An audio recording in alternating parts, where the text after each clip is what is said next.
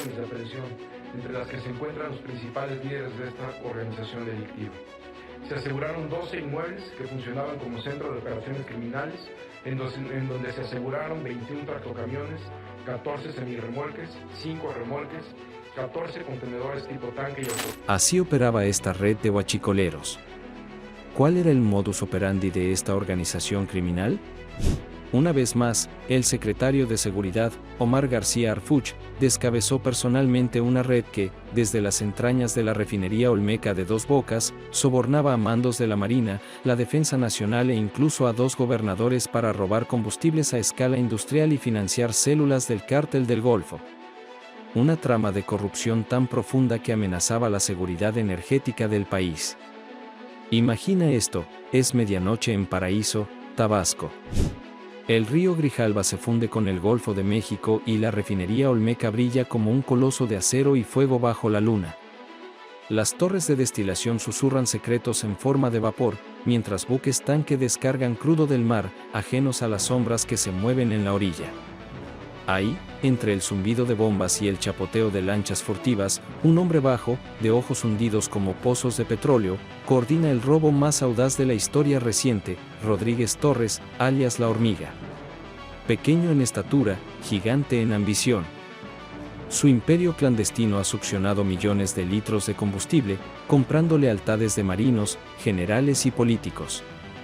Con ese dinero financió al Cártel del Golfo, extendiendo su poder como una mancha de aceite imposible de borrar. Y quien lo desenmascara, el hombre que se ha propuesto convertir la impunidad en su enemigo mortal, es Omar García Harfuch. ¿Estás listo para sumergirte en esta marea negra? Porque aquí no hablamos solo de un crimen, sino del espejo de un país que creíamos protegido y que todavía sangra desde dentro. En una oficina de Pemex, rodeado de planos y monitores que muestran flujos de crudo en tiempo real, Harfuch observa imágenes térmicas de lanchas zigzagueando por el río, cargadas con barriles robados. Después de 18 meses de inteligencia, informantes y drones, la hora ha llegado. Afuera, el viento del Golfo azota las palmeras. Adentro, el pulso de la operación late con la precisión de un reloj atómico. La red que están a punto de descabezar no es un grupo de ladronzuelos con perforadoras caseras. Es la Hormiga Imperial, un monstruo con tentáculos en la Marina, la Sedena, la Fiscalía General y hasta en palacios estatales, robando desde las entrañas mismas de Dos Bocas, la joya de la corona del sexenio pasado, prometida como símbolo de autosuficiencia, pero convertida en un pozo de corrupción. La Operación Marea Negra no nació de la nada. Todo empezó en marzo, cuando un decomiso en Tampico reveló 10 millones de litros de diésel almacenados ilegalmente. La unidad de inteligencia financiera detectó transferencias millonarias a cuentas en Panamá y Miami, pólizas de seguro sospechosas y compras de lujo que no cuadraban. El hilo llevaba directo a Dos Bocas. Harfuch reunió un equipo de élite, ciberinteligencia, infiltrados en puertos y drones invisibles que volaban de noche sobre el Grijalva. Lo que descubrieron fue un iceberg. La punta era La Hormiga, un exmecánico de Pemex convertido en rey de las sombras. Pero debajo había oficiales corruptos y políticos que veían en el huachicol no un crimen, sino un negocio heredado. Mientras los ciudadanos pagaban cada litro de gasolina en la bomba, en Tabasco lanchas cargadas de diésel premium se vendían a mitad de precio en gasolineras fantasma de Veracruz, Tamaulipas y Quintana Roo, financiando balas y campañas electorales. Imagina la indignación de Harfuch al ver cómo la refinería construida con miles de millones de dólares de los mexicanos se convertía en cajero automático del crimen. Para él no era un caso más, era personal. Y esa noche, desde un puesto de mando flotante, dio la orden: adelante, fase 1. Luces estroboscópicas iluminaron la noche y la Marina irrumpió en lanchas, esposando a 8 hombres sorprendidos en pleno robo. Barriles rodaron al río como un desperdicio que dolía, pero eso solo era el comienzo. El verdadero golpe estaba en la Casa Morada, una bodega camuflada como almacén de fertilizantes. Allí, camiones cisterna falsificados recibían combustible robado directo de tuberías alteradas. Harfuch, con chaleco táctico y pistola al cinto, entró al frente. La puerta de acero cedió con un estruendo, liberando un olor sofocante a hidrocarburo. Dentro, decenas de contenedores, generadores rugiendo y computadoras con registros de ventas ilegales a gasolineras en 5 estados. El hallazgo más explosivo fue un disco duro cifrado, el libro negro de la hormiga. Nombres de secretarios de Estado, generales, magistrados y hasta 2 gobernadores del sureste que recibían sobornos de $500,000 mensuales a cambio de blindar operaciones. Ese archivo no era solo evidencia, era dinamita política. Un registro capaz de derrumbar torres de poder y exhibir cómo la corrupción no solo roba dinero, roba el futuro de un país entero. El dinero fluía como un río oscuro. El 40% se blanqueaba en casinos de Panamá y el 60% restante financiaba al cártel del Golfo en Tamaulipas y Veracruz. El combustible que salía de Dos Bocas terminaba en manos de sicarios, en laboratorios clandestinos y en campañas de desinformación que inundaban redes sociales. Y el costo humano estaba escrito en sangre: marinos ahogados, exfuncionarios silenciados, un contraalmirante asesinado por querer hablar. Incluso Arfuch sufrió 2 atentados indirectos durante la investigación, un coche sospechoso siguiendo a su familia y un hackeo a su línea segura rastreado hasta un servidor en Miami. Pero siguió adelante. Porque para él, no era un negocio. Era la seguridad de un país entero. Era la promesa de un México que merece guardianes sin precio y sin miedo. La operación Marea Negra avanzaba en fases quirúrgicas. Lo que parecía una red de huachicoleros comunes se revelaba como un ecosistema podrido hasta la raíz. Todo comenzaba en los buques tanque que atracaban en la plataforma de Dos Bocas. Ingenieros corruptos, pagados con salarios 10 veces superiores a lo normal, instalaban tuberías falsas en las válvulas de descarga. De ahí, cientos de barriles por noche fluían hacia depósitos ocultos bajo la estructura submarina. Después entraba en acción la flota del lanchero, 15 embarcaciones con motores silenciados, navegando como sombras por canales que solo los locales conocían. Cada lancha cargaba lo suficiente para llenar un tráiler en 1 hora. El combustible terminaba en la Casa Morada, donde camiones cisterna con placas falsas y permisos adulterados se encargaban de distribuirlo por carretera. De ahí, el dinero viajaba más rápido que el diésel. Empresas fantasma registradas a nombre de jubilados y prestanombres multiplicaban contratos de transporte y asesorías ficticias. El efectivo emergía limpio en cuentas de neobancos en Estonia, para luego comprar propiedades en Cancún o yates en Miami. Una ironía cruel, parte de ese diésel robado terminaba abasteciendo patrullas oficiales de la Guardia Nacional.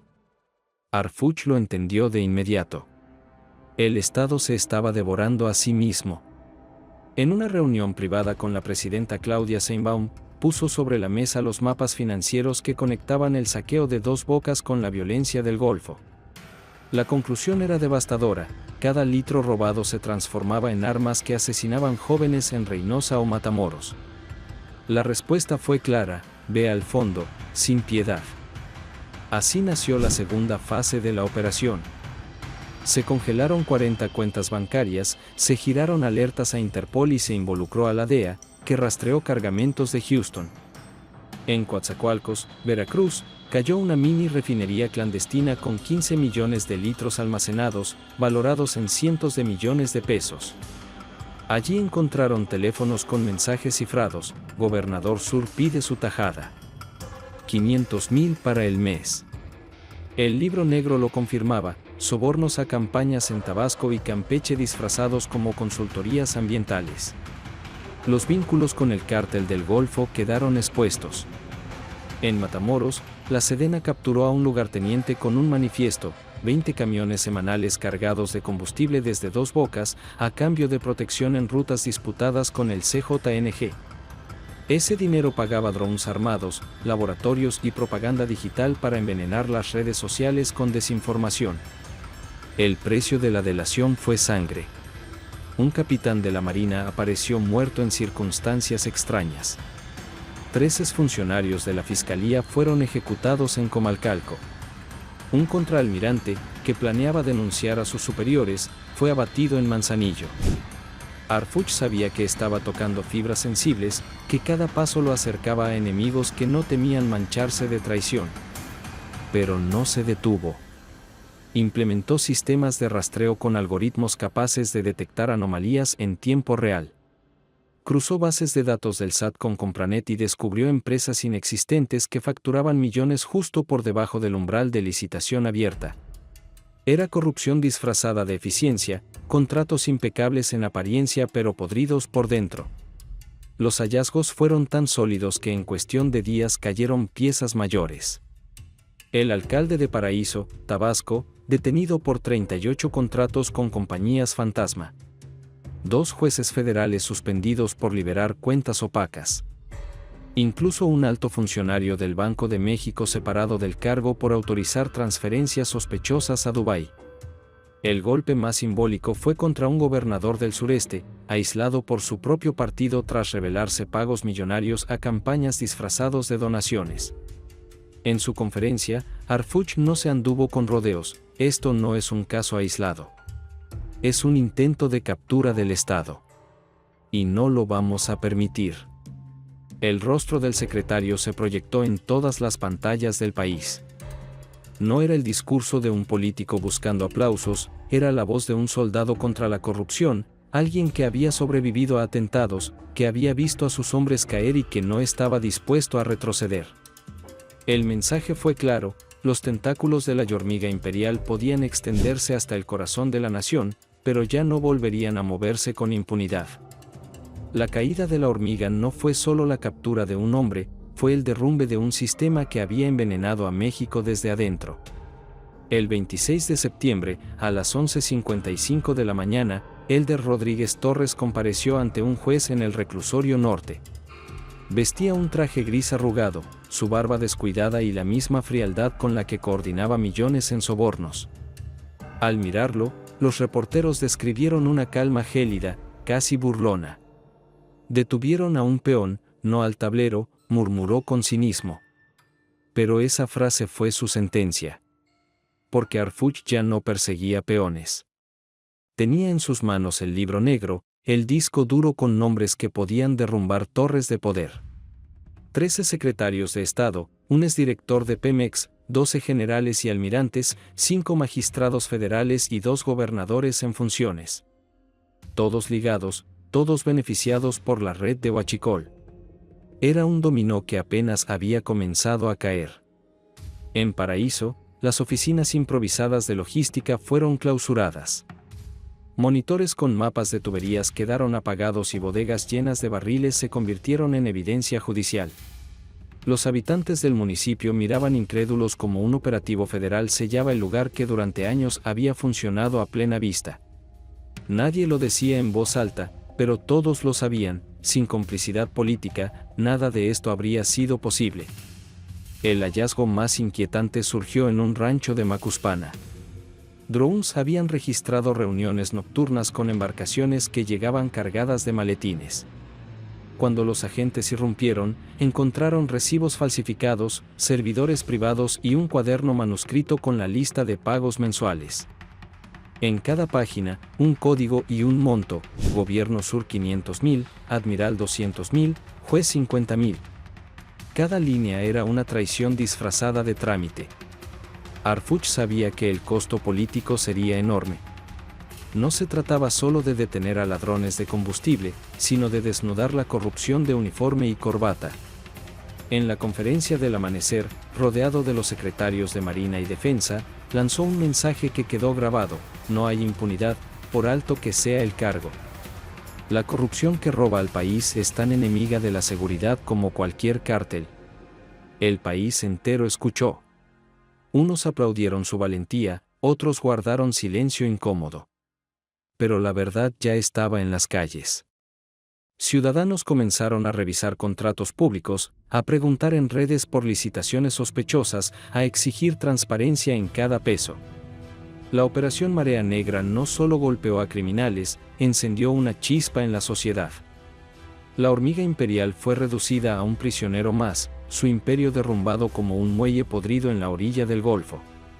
Sin embargo, Harfuch lo advirtió: el próximo huachicolero puede estar en cualquier cubículo de Pemex, con un uniforme limpio y una firma impecable. La verdadera batalla no era solo contra un hombre, sino contra el sistema que lo había protegido. Y aquí surge la pregunta inevitable: ¿cuántas hormigas más siguen ocultas, succionando la sangre negra de la nación mientras se esconden detrás de hojas de cálculo y contratos impecables? La respuesta depende de todos. Porque la corrupción no se destruye solo con operativos, se destruye con vigilancia ciudadana, con denuncias, con memoria. Comparte esta historia si crees que México merece un futuro donde el petróleo alimente escuelas y hospitales, no armas ni fortunas privadas. Suscríbete si quieres que más voces se unan a la exigencia. Porque mientras recordemos lo que ocurrió en Dos Bocas, ningún traidor podrá seguir robando en silencio. La hormiga cayó, pero la verdadera victoria será cuando entendamos que la lucha contra la corrupción no se libra solo en tribunales o conferencias de prensa. Se libra en cada contrato revisado, en cada ciudadano que se atreve a preguntar, en cada voz que se niega a callar. Ese es el mensaje que Harfuch dejó grabado: México no puede salvarse si se roba a sí mismo.